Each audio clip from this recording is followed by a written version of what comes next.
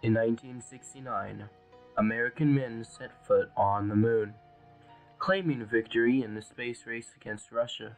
With American ingenuity, craftsmanship, and passion, the Apollo astronauts claimed rank as the largest, most advanced space organization in the world. Ignition sequence start. 6, 5, 4, 3, 2, 1, 0. All engine running. Liftoff. We have a liftoff. It's one small step for man, one giant leap for mankind. But how did they do it? To find out, I turned to a local expert on the subject. Her name is Heather Sell. I'm currently a science teacher for the 8th grade Gold Team. I was honored to attend a space camp for NASA back in July of this last summer, and that was the first teacher and ever to be able to attend space camp for Springfield Public Schools. The space race was something in the 1950s that started because the Soviet Union was able to put the Sputnik satellite in orbit before anything that the United States did. So when that started, the Americans really kind of got interested and excited about space travel and things that have to do with the outer space. So about a year or so later, I believe, is when the United States got into space exploration and satellites, and they launched the Explorer satellite.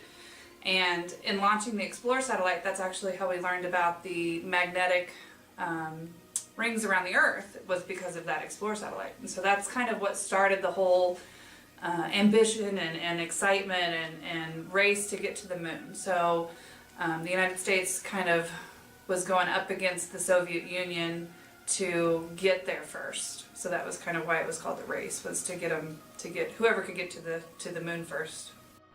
The space race continued in 1961. On April 12th, Russia put the first man in space, Yuri Gagarin, the first cosmonaut. The US wasn't far behind though. On May 5th, 1961, as an effort of the US Air Force and NASA together, Alan Shepard became the first American man in space. 10 years later, Shepard would return as commander of the Apollo 14 moon mission and play golf on the moon. Can you think the Apollo missions, of course, all of the Apollo missions were happening, and then also the Hubble telescope was also launched, and some of those, there was some problems along the way with a lot of that stuff, but other than that, it was all about, like I said, like getting to the moon and being able to land on it. On February 20th, 1962, John Glenn became the first American in orbit and was awarded by Kennedy at Cape Canaveral the NASA Service Medal. A year later, on September 20th, 1963, President Kennedy proposed a United States and Soviet Union join forces to reach the moon, but the Soviet Union rapidly declined Kennedy's proposal. By the year 1965, the space race was still neck and neck with the Russian Voskhod space capsule and the American Gemini space capsule, both of which were spacecraft designed to explore the concept of EVA sessions. The idea of working in space outside of your space capsule in a suit, performing productive activities. In 1966, aboard the Gemini 12, Buzz Aldrin was able to prove that the EVA sessions were successful, that people could successfully work outside of their space capsules. Though, as with any race, it does have its bumps along the way. On January 27th of 1967, during a ground test with the Apollo 1 capsule, there was a lock entry error with the capsule door, locking the astronauts inside as a spark ignited the oxygen tanks within the capsule. The Apollo 1 astronauts, Virgil Grimson, Edward White, and Roger Chaffee, were locked inside and burned alive. On April 24th of the same year, Vladimir Komarov's Soyuz 1 capsule, the Russian equivalent of the Apollo 1 capsule, also experienced a technical difficulty, losing all control upon a re-entry and crash landing with a chute failure, killing him instantly upon impact. After 4 more successful Apollo missions and 5 unmanned Apollo missions, with other preparations set in place, NASA was finally ready to do what they had been racing Russia to do: put a man on the moon. On July 16th, 1969, Neil Armstrong, Buzz Aldrin, and Michael Collins would become the 3 first men to go to the moon.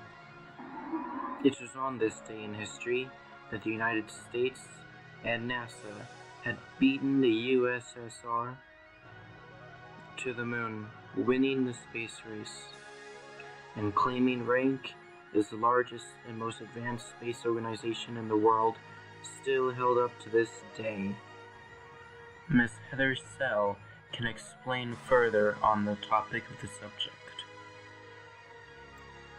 Being so far out of the Earth's atmosphere and the Earth's orbit, trying to communicate back and forth, they would have to wait for long periods of time for the orbits to come back around, and so in that time there was some problems. But as far as like the ignition sequence and stuff like that goes, there was just a lot of issues with technology in general. But what's interesting is that with a lot of those issues, a lot of the people that helped were actually not necessarily Americans, but other than Wernher von Braun, and there was a lot of Germans and some of the Soviets and Homer Hickam and things like that got together to actually create some of those solutions to a lot of those problems. We had done it. As a country, as a people, as a whole. We made it to the moon. 238,000 miles away from our planet and back again. Truly one of the greatest, most technological advances ever done in the human race, and we, the United States, had accomplished it. It was the day that everybody stood still. Like, everybody was aware, everybody watched it, everybody was in sheer excitement and amazement that a human could be standing on the moon and live to tell about it. And it is here we draw a close to the longest, most exciting, most extraordinary race ever run in history between 2 world powers to get off planet to another celestial body, plant down a flag, and return home safely and alive. It was the conclusion to the 238,000-mile race. Thank you for your admiration. This is Augustus, signing off.